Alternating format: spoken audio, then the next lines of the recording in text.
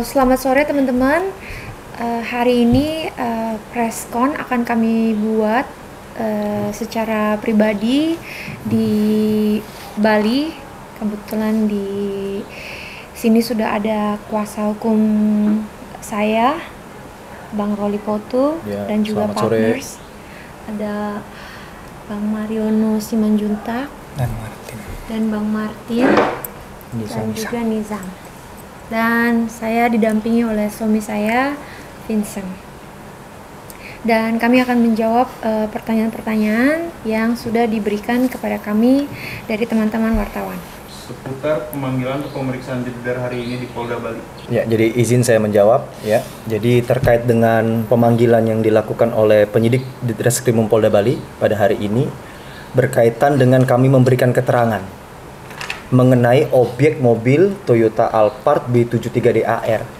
Sebagaimana memang itu adalah kami yakini itu adalah barang milik klien kami dan barang tersebut tidak pernah dijual ataupun digadaikan kepada pihak-pihak manapun.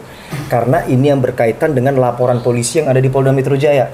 Kan begitu kan? Kami telah melaporkan segala kerugian kami di sana, kan begitu. Bahkan bukti-bukti, saksi-saksi fakta yang mengetahui hal tersebut telah kami ajukan untuk dilakukan pemeriksaan lidik maupun sidik. Jadi memang terkait dengan pemanggilan yang saat ini kita menerangkan hal tersebut. Bagaimana klien saya ketika membeli mobil tersebut, terus sampai pada adanya perjanjian dengan terlapor CSB tersebut sejauh mana, dan di situ kita menunjukkan ke penyidik Ditreskrimum Polda Bali bahwa memang kita tidak pernah menjual, kan begitu kan? Apalagi kita mendapat kabar gitu adanya jual beli di antara pelapor IKS dengan terlapor CSB sebagaimana keterangan Pak Dirkrimum kan pada saat rilis Polda Bali mengenai pengaduan kami di Propam ya yang lalu ya. Dan ini kan menjadi rekstandeling perbuatan hukum yang akan berkaitan antara yang satu dengan yang lainnya. Di mana di sini kita sama-sama mengejar untuk kembali lagi dugaan tindak pidana ini akan seperti apa, semakin jelas dan akan semakin terang, kan begitu. Ini dalam rangkaian pro justisia semuanya demi keadilan. Begitu. Tentang pihak Stephen yang mempertanyakan klaim Jedar kehilangan 11 mobil. Ya, jadi berkaitan dengan kerugian tersebut sebenarnya sudah berulang kali ya kami sampaikan ya, dan itu sudah masuk dalam materi-materi upaya hukum kami. Sebagaimana dari laporan awal dibuat di Polda Metro pun sudah kami klasifikasi kerugian-kerugian tersebut. Sehingga nanti pun kami meyakini penyidik juga akan melihat fakta hukum yang ada. Di mana satu pasti berbicara apakah memang kerugian tersebut faktual. Kan begitu kan? Dan apakah terkait dugaan tindak pidana yang dilaporkan tersebut terpenuhi unsur-unsurnya? Nah, disitulah kami meyakini begitu. Kan berhak kami meyakini hal tersebut kan? Oleh karenanya kami sampai pada detik ini pun kita akan mengawal dan itu akan terus kita kawal. Begitu. Berkaitan dengan kerugian-kerugian tersebut, kita rasa sudah kita sampaikan kepada penyidik. Jadi itu memang sudah kewenangan yang menjadi upaya kewenangan yang dijelaskan dari para pejabat yang berwenang kan begitu kan dalam hal ini kepolisian. Karena kita sudah memasukkan laporan polisi tersebut. Tentang Jedar yang digugat secara perdata ke Pengadilan Negeri Jaksel atas dugaan pencemaran nama baik karena vulgar menyebut Stephen sebagai penipu padahal ada perjanjian sewa mobil. Ya, jadi begini ya, berkait dengan masalah beredarnya di beberapa media ya, katanya klien kami telah digugat di Pengadilan Negeri Jakarta Selatan dengan perbuatan melawan hukum berkaitan dengan dugaan pencemaran nama baik.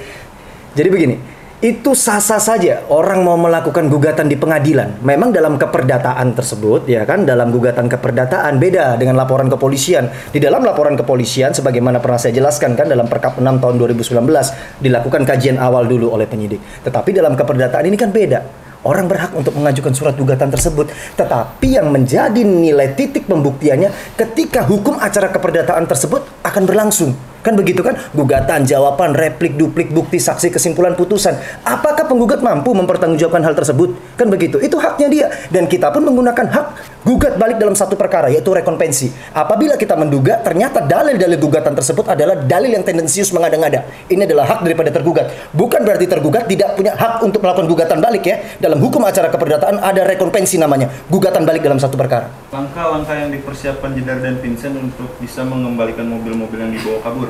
Nah, iya. Kalau masalah langkah-langkah apa yang kita buat ya kita terus terang jujur aja. Kita ikutin jalur hukum yang berlaku di Indonesia, kan gitu. Jadi untuk step-stepnya, maka itu ada Bang Roli dan teman-teman yang membantu kita dan arahkan kita. Jadi kita juga nggak mau melanggar, kita juga nggak mau menjadi inspektor sendiri. Kita ikutin aja prosedurnya kayak gimana. Jadi ya gimana caranya ya sabar dan ikutin aja prosedur. Yang pasti terus berdoa Semoga dalam langkah kita memperjuangkan keadilan, kebenaran, dan saya terutama sebagai korban, semoga akan ada jalan yang baik, bahwa kita bisa membuktikan bahwa hukum di Indonesia masih berlaku, masih bisa dipertanggungjawabkan, masih bisa kita sebagai masyarakat rasakan, agar kepercayaan kita kepada hukum di Indonesia bisa kembali lagi. Mungkin lewat kasus saya ini bisa memberikan contoh kerja yang luar biasa dari kepolisian untuk masyarakat Indonesia. Dan langkah-langkah dari Vincent untuk menjawab gugatan pihak Stephen seputar dugaan pencemaran nama baik. Nah, kalau masalah gitu mah semua orang bisa gugat. Maksudnya kamera kru saya aja saya bisa gugat 1 triliun kan gitu. Jadi ya dan itu kan pasti diterima, tapi balik lagi apakah itu dikabulkan gitu loh. Iya, jadi begini ya sebenarnya, berkaitan dengan gugatan keperdataan tuh yang paling utama ya, sepengetahuan hemat saya nih, itu harus ada kausal verban, sebab dan akibat yang memang terjadi secara langsung. Apalagi di situ kan kita sudah cek di media, mengatakan kuasa hukum daripada terlapor CSB ya, dalam hal ini dia mengajukan gugatan sebagaimana apabila memang benar, karena kita belum menerima relas panggilan nih, apabila memang benar kan begitu kan, dia sebagai penggugat, dia bisa membuktikan dalil-dalil gugatannya tersebut, kan begitu. Itu yang akan menjadi nanti materi yang akan kita buktikan juga di dalam pengadilan. Dan di situ kembali berkaitan dengan yang saya terangkan, kita akan melakukan rekonvensi gugatan balik dalam satu perkara apabila kausal verban sebab akibat tadi tidak bisa dibuktikan. Kan begitu. Perihal lawyer Stephen speak up juga merasa tidak bersalah, gimana tanggapannya Kak? Kan dia kan berhak untuk ngelakuin itu, menanggapinya, dan dia juga berhak untuk melawan. Jadi ya Tapi kan itu akan dibuktikan. So be it. Balik lagi yang berlaku di sini kan bukti yang berlaku di di Wetbook Indonesia, maksudnya di buku hukum yang berlaku di Indonesia. Jadi ya masalah begitu ya nggak apa-apa, kita juga santai. Maksudnya dia kan juga advokat, dia kan juga berhak untuk membela kliennya, kan gitu. Soal 11 mobil dan rugi 9,8 M Kak Jedar, katanya nggak ada dasar hukumnya dan nggak ada buktinya, itu gimana Kak? Ya kembali lagi ya, berkaitan dengan masalah klasifikasi kerugian itu kan sebagaimana kita sudah melakukan laporan polisi dan sedang diperiksa oleh kepolisian, penyidik dalam hal ini, itu akan menjadi materi juga bagi penyidikan begitu. Artinya ketika kita melapor, kita akan mempertanggungjawabkan hal-hal tersebut, kan begitu kan? Karena apa yang kita ceritakan ini fakta hukum, fakta peristiwa, fatalik yang nyata, itu loh. Jadi artinya di sini bukan kita asumsi, otomatis secara mutatis mutandis ya kan. Apabila kita berani mendalilkan, pasti kita berani membuktikan. Karena itulah orang bertanggung jawab secara materi hukum, kan begitu kan? Katanya hanya 1 mobil Mercy saja, apakah betul? Itu kembali lagi seperti keterangan yang tadi ya, masalah kerugian klasifikasi tersebut kita sudah meyakini sesuai materi yang sudah kita laporkan di kepolisian. Jadi itu nanti juga mungkin boleh ditanyakan kepada humas yang bersangkutan ya. Dalam hal ini LP kita di Polda Metro Jaya, mungkin bisa ditanyakan ke Kabid Humas sejauh mana progres tersebut untuk bisa mengklasifikasi dugaan unsur tindak pidananya berkaitan dengan bukti-bukti yang sesuai dengan fakta hukum. Kan begitu, kita kembali lagi karena sebenarnya dalam lidik sidik ini kan sifatnya offscoring, tertutup, dan kami menghargai itu. Kami tidak mau melampaui batas kewenangan, tetapi di sini kita optimis, kita terus mengawal kan begitu kan, supaya terhadap dugaan tindak pidana ini ya kan jelas dan tegas begitu, mengatur apakah memang korban bisa membuktikan, apakah terlapor memang benar tidak bersalah, kan itu yang menjadi titik pembuktian nanti. Apakah benar Stephen menjual ke Komang? Ya, jadi begini, berkaitan dengan fakta hukum apakah benar ya terlapor CSB tersebut menjual kepada orang lain, ini kan berangkat daripada keterangan dari Bapak Dirkrimum Polda Bali sendiri, sebagaimana dari surat yang kita memohonkan klarifikasi dan informasi berkaitan Alphard B73DAR sudah ada jawaban juga, kan begitu kan? Di dalam surat ini sudah disebutkan gitu loh, bahwa serta kendaraan tersebut telah dibeli oleh Ikomang Suwardika dari seseorang yang bernama Christopher Stefanus Budianto dengan harga 1 M250. Jadi kita di sini nggak mau asumsi, kita nggak mau berdalih-dalih yang tanpa dasar, tetapi berdasarkan fakta hukum yang terus berkembang. Progres perkara ini kan harus ditemukan, kan begitu kan? Apakah memang dugaan tindak pidana ini semakin jelas dan terang? Tujuan kita ini di sini kembali kok, pro justisia, demi keadilan. Kita meminta kepastian hukum itu berkaitan dengan apa? Demi keadilan, pro justisia. Itu yang harus digarisbawahi. Gimana laporan di Polda Bali saat ini? Berkaitan dengan laporan di Polda Bali itu sebenarnya personnya itu bukan daripada klien kami. orang lain yang melaporkan terlapor CSB juga, dalam hal ini kan IKS ya, inisial IKS yang melaporkan.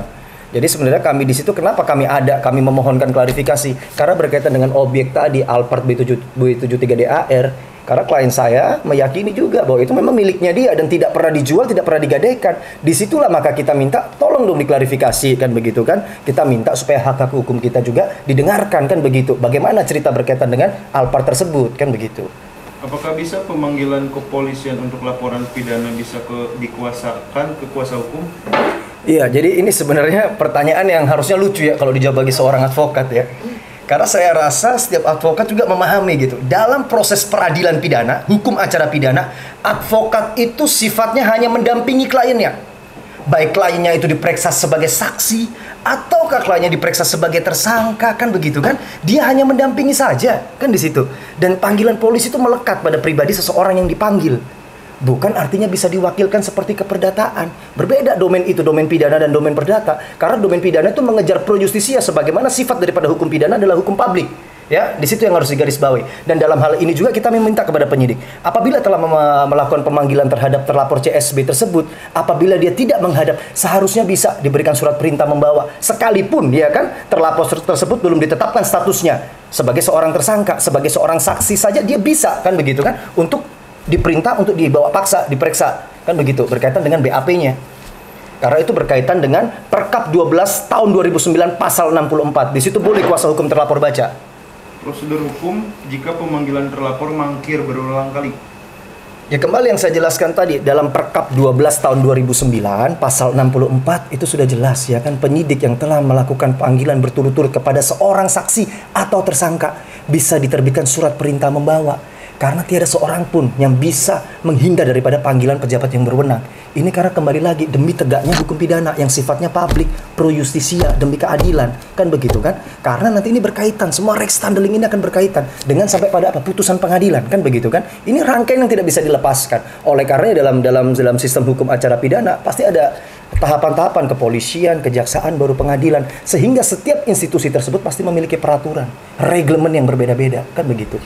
Nah itu poinnya. Gimana pendapat hukum Bang Roli setelah ada pernyataan dari Polda Bali bahwa ada jual beli antara CSB dan IKS? Iya, berkaitan dengan kabar yang kami terima dan fakta hukum yang memang sudah disampaikan oleh Polda Bali sendiri ya, telah ada jual beli berkaitan dengan B73DAR barang milik klien kami, pasti kami akan melakukan upaya hukum. Karena di situ berarti ada dugaan tindak pidana pasal 480 penadaan. Kan begitu. Karena apa? Memperoleh suatu barang, suatu kebendaan itu harus diperoleh dengan syarat-syarat suatu perjanjian yang sah. Jual beli kan di situ kan dikatakan berarti kan ada perjanjian yang sah di situ 1320 ayat 4 ya, suatu sebab yang halal. Itu yang harus diperhatikan dulu kan begitu. Apakah jual beli perjanjian tersebut sudah sah menurut hukum? Apakah dia null and void, batal demi hukum? Ada cacat formil, cacat material, itu yang akan kita lakukan upaya hukum berkaitan hal tersebut. Oke, pertanyaan terakhir, apakah Jedar mengenal IKS? Saya pernah dikenalkan oleh CSB, saudara IKS sebagai investor dari CSB. Jadi sekitar tahun 2020. Jadi saya secara pribadi sudah mengenal saudara IKS melalui CSB sebagai investornya CSB. Harapan Ibu Jedar apa?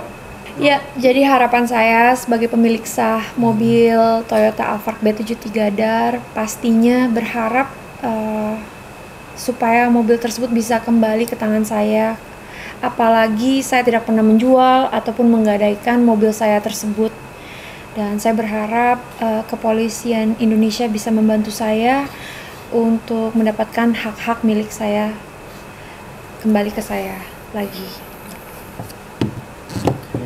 Jadi buat hari ini kita mau closing dulu guys. Terima kasih semuanya buat pertanyaannya.